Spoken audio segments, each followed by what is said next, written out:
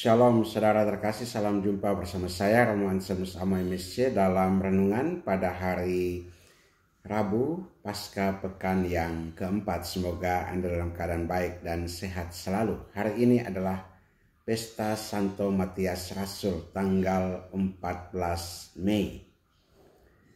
Saudara, di tengah komunitas yang masih luka karena pengkhianatan Yudas Iskariot, para rasul berkumpul.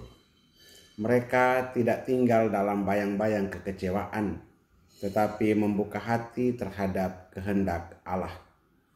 Disinilah kita bertemu dengan Matias, seorang murid yang sejak awal telah mengikuti Yesus. Namun, tidak banyak yang disebut namanya. Bahkan ia bukan bagian dari 12 awal, tetapi dia setia berjalan bersama. Dan ketika tiba saatnya dia dipilih. Bukan oleh suara terbanyak, tetapi dengan berdoa dan menyerahkan pilihan itu kepada Tuhan. Ya Tuhan, Engkaulah yang mengenal hati semua orang. Tunjukkanlah siapa yang Engkau pilih. Dalam Kisah Para Rasul pasal 1 ayat 24. Panggilan Tuhan tidak selalu datang dengan sorotan, tetapi datang kepada hati yang setia. Santo Yohanes Paulus II pernah mengatakan, Allah tidak memanggil yang hebat, tetapi menghebatkan mereka yang dipanggil. Dan itulah Matias yang tidak menonjol, tetapi dipilih karena kesetiaannya. Dan kemudian diutus untuk menjadi saksi kebangkitan Tuhan. Dalam Injil hari ini, kita diingatkan oleh Yesus, bukan kamu yang memilih aku, tetapi akulah yang memilih kamu. Dalam Yohanes 15 ayat 16. Pernyataan ini sangat kuat. Panggilan kita bukan karena jasa, bukan karena prestasi rohani, melainkan karena kasih Allah yang memilih kita.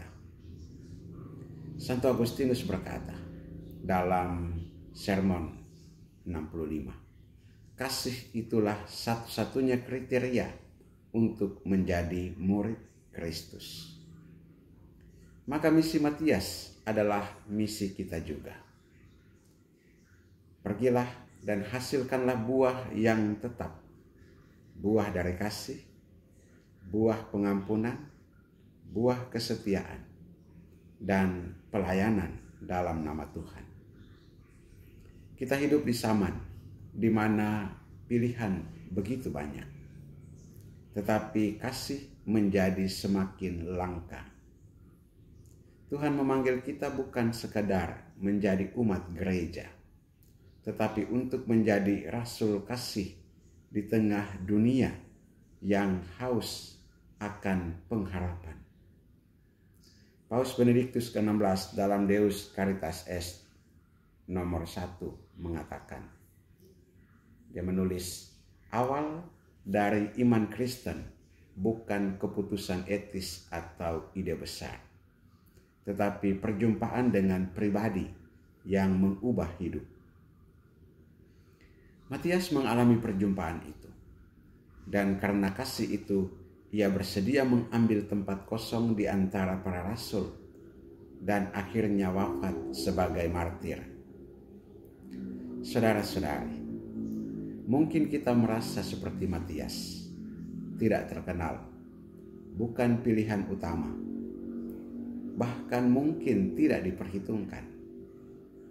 Tetapi ingat, Tuhan melihat hati. Dia yang memilih akan memampukan. Tugas kita adalah setia dalam kasih seperti Dia telah mengasihi kita. Mari hari ini kita belajar dari Santo Matias untuk tetap berjalan bersama Kristus meski tanpa tepuk tangan, untuk tetap mengasihi meski dunia memilih membenci. Karena kasih adalah buah yang tidak pernah busuk. Kasih adalah tanda kehadiran Kristus dalam hidup kita. Marilah kita berdoa. Ya Tuhan, Engkau memilih Santo Matias untuk melengkapi bilangan 12 rasul. Jadikanlah kami juga alat kasih-Mu. Ajarlah kami setia dalam hal kecil, agar pantas Kau percayakan hal besar. Semoga hidup kami menjadi kesaksian akan kebangkitan dan cinta-Mu yang abadi. Amin. Berkatalah mau kuasa Tuhan tinggal atas-Mu, dalam nama Bapa dan Putra dan Roh Kudus. Amin. Terima kasih saudara telah bersama dalam renungan ini. Silakan membagikan renungan ini kepada saudara-saudara yang membutuhkan, agar mereka juga terberkati. Sampai jumpa pada renungan berikutnya. Shalom, salve.